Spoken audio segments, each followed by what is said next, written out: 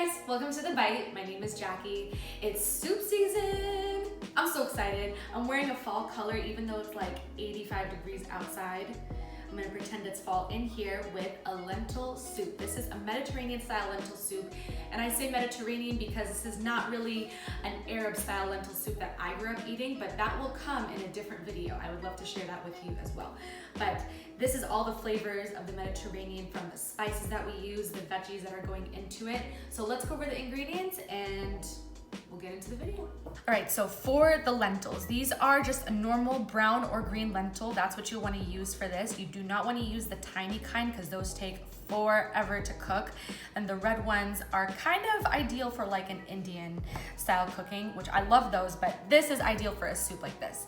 I rinse them in a sieve under some water and sift for any stones, because sometimes, and it's happened to me, you do get stones in the lentils, so you want to make sure that you sift through them thoroughly.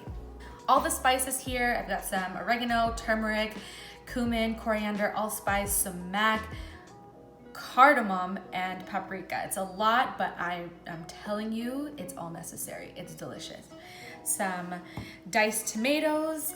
I have carrots, celery, onions, and garlic in here. And you can either use fresh or frozen spinach. Today I have fresh spinach because I just have some that I want to use up, but you cannot beat the value of frozen spinach. The volume that you get when it cooks down, for like $2, you get a big block of it. It's great. So you can use either one. I just happen to have this on hand today. And then you'll need a lot of water. Of course, some olive oil, salt, and pepper, and then that's it. There's a lot of spices here, but they are necessary. And I don't think any of them are really too, I mean, maybe this sumac, but you can go to a Middle Eastern store to find that. So let's head over to the stove and start cooking. So I have my soup pot on medium-high heat with a little bit of olive oil. To this, I'm going to add my carrots, celery, onions, garlic, and I'm gonna cook these until the onions are translucent and the rest of the veggies soften a bit and you can really start to smell that garlic. So once the veggies are at this point, I'm gonna add in all my spices and a little bit of pepper. Do not add salt at this point because that will prevent the lentils from cooking. You'll be there forever until doomsday and they will not cook. So just this, and we'll salt it at the end. About 30 seconds later, once the spices are toasted and fragrant and you see those brown bits at the bottom, you're gonna wanna add in your tomatoes to deglaze the pan. I'm gonna let these tomatoes cook down for about 2 minutes until they're slightly softened. I'm gonna add in all the water and bring it up to a boil. Once the soup has come up to a rolling boil, at this point, you'll want to add in your lentils. Give it a quick stir so that nothing sticks to the bottom.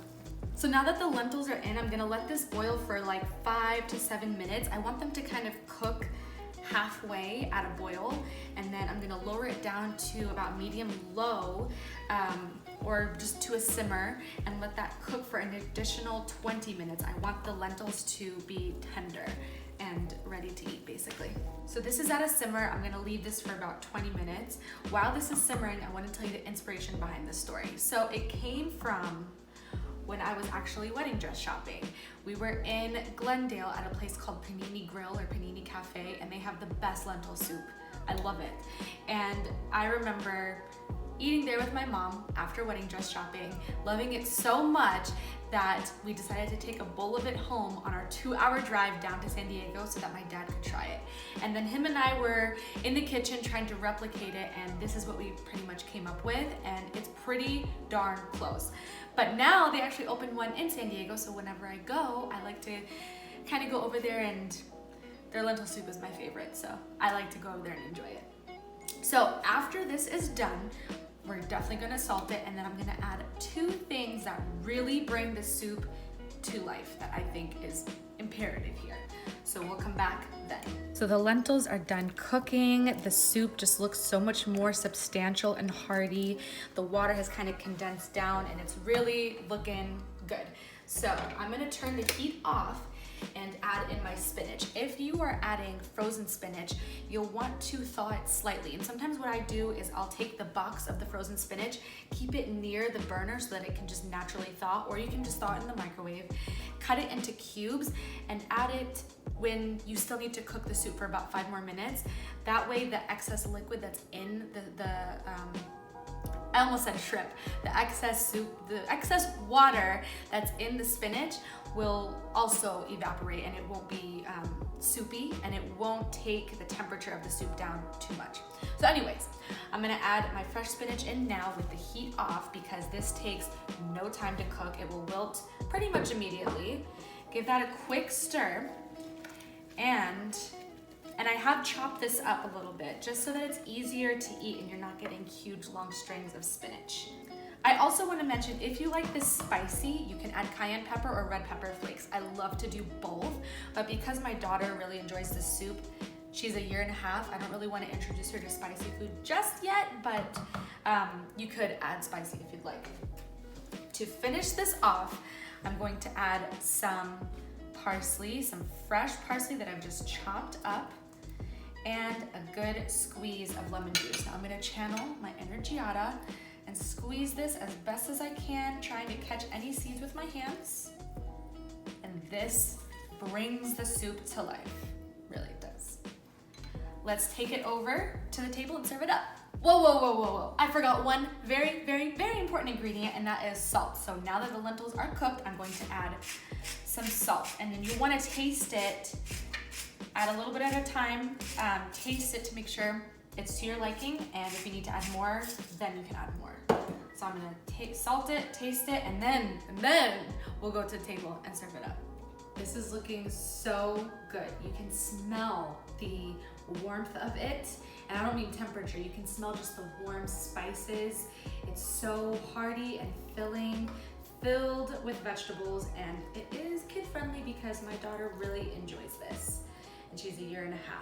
Also, this is freezable, so you want to wait until it cools down before you put it in the freezer, but you can put it into containers with tight lids. Leave a little bit of space at the top because when it's in the freezer, it does expand. So leave some space, seal it up, and reheat it just like you would any other soup, and it works perfectly. So now that I've served it up, I want to top it with a little bit more parsley, as well as a little lemon, just like that. So I'm just gonna give this a quick taste because it looks so good.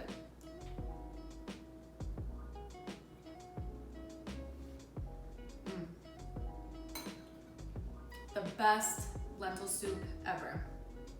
Guarantee it, hands down. Soup season is upon us, and I am so happy to start the season off with this one. I have a couple more that I'd like to show you, but this is vegetarian friendly, vegan friendly, everybody friendly. So I hope you give this a try. Super quick and easy and freezable, so it allows you to prep for meals in advance because this is a lot of soup. So I hope you guys enjoyed today's video. Follow me on Instagram and Facebook, and don't forget to subscribe to the channel and hit the notification bell to be notified of when I post videos like these. Thank you for watching, and we'll see you next time. Bye.